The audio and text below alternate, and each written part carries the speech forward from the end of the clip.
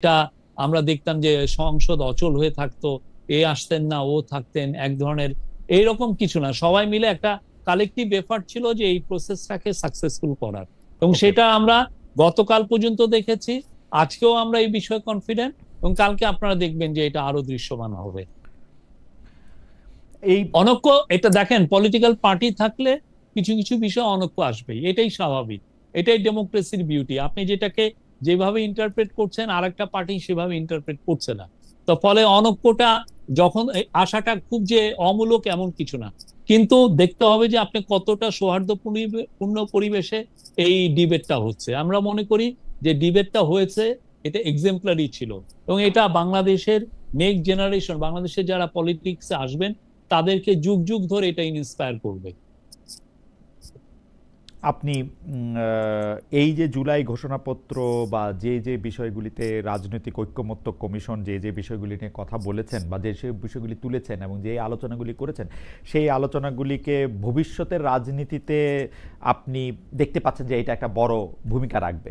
মানে অবশ্যই এটা একটা খুবই মিনিংলেস, কোয়ালিটেটিভ চেঞ্জ, এটা মিনিংলেস খুবই খাওয়া একটা, দাওয়া ওরকম কিছু না হয়ে এটা থাকবে না? খুবই কোয়ালিটেটিভ। আপনি, হুম, আমি তো মনে করি এটার উপরে মিনিমাম আপনি 10, 15, 20টা বই পাবেন, সবাই যে যার পার্সপেক্টিভে যারা ডিবেট করেছেন হুম। সেগুলো। আর আমরা তো পুরো, অনেকের কাছে পুরো ভিডিও গুলোই আছে, না, আমরা প্রত্যেকটা আচ্ছা। সেশন আমরা লাইভ ব্রডকাস্ট করেছি। আর আপনি যদি কিছু না হয়, আপনি দেখেন আমরা 54 বছর ধরে আর্টিকেল 70 নিয়েই আমরা কোনো ঐক্যমতে আসতে পারি নাই। হুম, আছে না, হুম, আর্টিকেল 70-র কারণে আমাদের সংসদ কোনোদিন আসলে এফেক্টিভ কোনো হুম, সংসদ হয়নি, হুম, যেটা হয়েছে সবাই জি হুজুরের সংসদ হয়ে গিয়েছিল। হুম। সেই জায়গায় দেখেন কি ব্রিলিয়ান্ট একটা ডিসকাশন হয়েছে, এবং একটা সবাই একটা ঐক্যমতে এসেছেন আর্টিকেল এবং 70-র আমার বিষয়ে। আমার আমার হ্যাঁ, আমিও সেই আলোচনা শুনতেছিলাম এবং আলোচনা শুনে অর্থ বিল কাকে বলে সেইটা আবার বেশ কিছু লোক বুঝতে পারছে বলে এটা আমার ভালো লাগছে, কারণ রাজনীতিবিদরা প্রথম তর্ক শুরু করছিলেন অর্থ বিল ধরে, মানে অর্থ বিল ছাড়া বাকি সব বিলই আলোচনা করা যাবে। এখন অর্থ বিল যে সব বিলই যে অর্থ বিল, হাওয়েভার আমি একটু সেই আলোচনাগুলি শুনেছি, সেই আলোচনাগুলি আসলেই বাংলাদেশের রাজনীতিতে বা রাজনৈতিক ইতিহাস পর্যালোচনা একটা বড় ভূমিকা রাখবে। কিন্তু বাংলাদেশের রাজনৈতিক ইতিহাস পর্যালোচনায় যারা আরেকটা বড় ভূমিকা রাখে তাদের মানে অংশগ্রহণ নিয়ে একটা বড় কথা আমরা ধারাবাহিকভাবে শুনতেই পাই, সেটা হচ্ছে ডিজিএফআই। এখন হিস্ট্রিকভাবে ডিজিএফআইটা থাকার কথা হচ্ছে সরকার প্রধানের, মানে সরকার প্রধানকে ডিজিএফআই রিপোর্ট করার কথা, কারণ ডিজিএফআই যেহেতু সেনা প্রধানকেও আসলে নজরে রাখেন, উনি তো সেনা প্রধানের আন্ডারে থাকার কথা না, কিন্তু ডিজিএফআই সকল কাজের দায় বর্তাচ্ছে হচ্ছে সেনাবাহিনীর উপর, বা কল্পিত কাজের দায়ও অনেক সময়। এটা কিরকম? এমনকি আমি উপদেষ্টাদের কাছেও জানতে চেয়েছিলাম যে আপনারা যে এই কাজটি সরকারের ভিতরে সরকারের কথা বলছেন, ক্ষমতার কেন্দ্র বলছেন, সেটি কেন? যারা আসিফ মোহাম্মদ সজীব ভুঁইয়া কিন্তু আমাদেরকে স্পষ্ট বলেছেন, আমার যদ্দূর মনে পড়ে আরও একজন উপদেষ্টা, এই মুহূর্তে নাম মনে পড়ছে না, তিনি বলছেন যে আসলে কাগজে কলমে যা আছে ব্যাপারটা তা সবসময় নাও হতে পারে। আপনার কাছে কি মনে হয়, ডিজিএফআই কি ডক্টর মোহাম্মদ ইউনূসের কথা শুনছেন, মানে উনার অধীনে বা উনার কর্তৃত্বে আছেন নাকি? না, আমি তো মনে করি এটা সম্পূর্ণ ওনার অধীনে আছেন। আমি তো এর ব্যর্থ হয়েছে আমি এরকম তো আর দেখি নাই। না, কথাগুলি খুলতে ডিজিএফআই খুবই আমাদের জি। আমাদের ইম্পর্টেন্ট একটা ইন্টেলিজেন্স এজেন্সি, এবং হুম। তারা তাদের যেটা কাজ সেই কাজগুলো খুব সিনসিয়ারলি করছেন। কথাগুলি কোত্থেকে আসে? কথাগুলি আসে হচ্ছে যে আয়না ঘরে ডক্টর মোহাম্মদ ইউনূসকে যাওয়ার আগে সেটা ডিজিএফআই কর্তৃক আসলে সেটাকে ঝাড়মুছ বা অন্য পরিবর্তন করা হয়েছে। কথাগুলি আসে হচ্ছে যে উপদেষ্টাদেরকেও আসলে এক ধরনের চাপে রাখা হয়েছে, প্রধান উপদেষ্টাকে চাপে রাখা হয়েছে সেনাপ্রধান কর্তৃক, যাতে তারা বেশি না করতে পারে। এই ব্যাপারগুলি মানে না, বারবারই আমি আলোচনায় আসে। আমরা না, এটা আসলে এই যেটা হয় কি, ডিজিএফআই নিয়ে আমাদের দেশে খুব মুখরোচক গল্প চলে। হুম, হুম, হ্যাঁ, এই জানেন ডিজিএফআই এটা করেছে ওইটা হুম, করেছে। হুম, আমি আমার সময় দেখেছি অনেক সাংবাদিক মানে ডিজিএফআই তাকে ডাক দিয়েছে সেটা নিয়ে খুব বলতেন, এবং একটা ভয়ের একটা ইয়ে। হ্যাঁ, অবশ্যই ডিজিএফআই এর আগের যে কাজগুলো ছিল সেগুলো তো অনেকগুলো স্ক্রুটিনাইজ মানে হয়েছে, হচ্ছে। বাট আমরা আমাদের পুরো সময়টুকু আমরা বলতে পারবো যে ডিজিএফআই খুবই এই গভর্নমেন্টের মানে খুবই একটা ইম্পর্টেন্ট একটা ইন্টেলিজেন্স এজেন্সি হিসেবে কাজ করেছে। শফিক ভাই, ডিজিএফআই এর যে বাজেট, যেটা আমরা আসলে সেইভাবে কখনো জানতে পারি না, আমরা দেখেছি যে শেখ হাসিনা সরকারের সময় ডিজিএফআই একটা খুবই মানে বিশাল বাজেটে কাজ করছে মিডিয়াকে হয় নিয়ন্ত্রণ করার জন্য, অথবা মানে কখনো ক্যারট মানে কখনো পুরস্কার কখনো শাস্তি দেওয়ার ক্ষেত্রে তারা বাজেট অনেক বেশি পেয়েছে। এই একই বাজেট কি আছে নাকি বাজেটে পরিবর্তন হয়েছে? একই কার্যপরিধি কি আছে না কার্যপরিধির পরিবর্তন হয়েছে? না, আমাদের ডিজিএফআই এর বিষয়ে আমরা আপনি যে স্টেটমেন্টটা একটু আগে পড়লেন সেখানে আপনি দেখবেন যে আমরা কিন্তু বলছি যে ডিজিএফআই এর যে ফোকাসটা, এটা যাতে আরো বেশি এক্সটার্নাল আমাদের যে রিস্ক গুলো আছে, এক্সটার্নাল আমাদের যে ধরনের ইন্টেলিজেন্স গ্যাদারিং করতে হয়, হ্যাঁ, আপনি সেই গ্যাদারিংটা যাতে আরো বেটার ওয়েতে করা যায়, এখানে যেন ফোকাসটা যাতে বেশি থাকে, সেটার বিষয়ে এই গভর্নমেন্ট খুব বেশি করে নজর দিচ্ছে।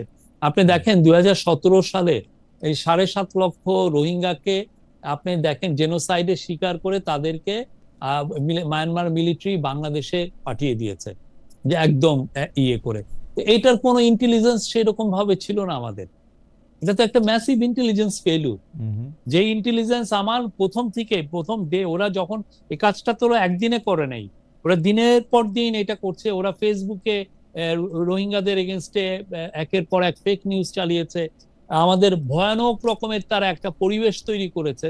সেটা তো আমাদের জানা উচিত ছিল যে ওইখানে এই কাজটা হচ্ছে, এবং এই কাজটার অবশেষে দায়টা এসে আমাদের দায়টা তো না, এটার যে বার্ডেনটা এসে আমাদের উপরে পড়বে। বার্ডেনটা কি? এখন দেখেন আমার 13 লক্ষ রোহিঙ্গাকে আমাদেরকে দেখভাল করতে হচ্ছে।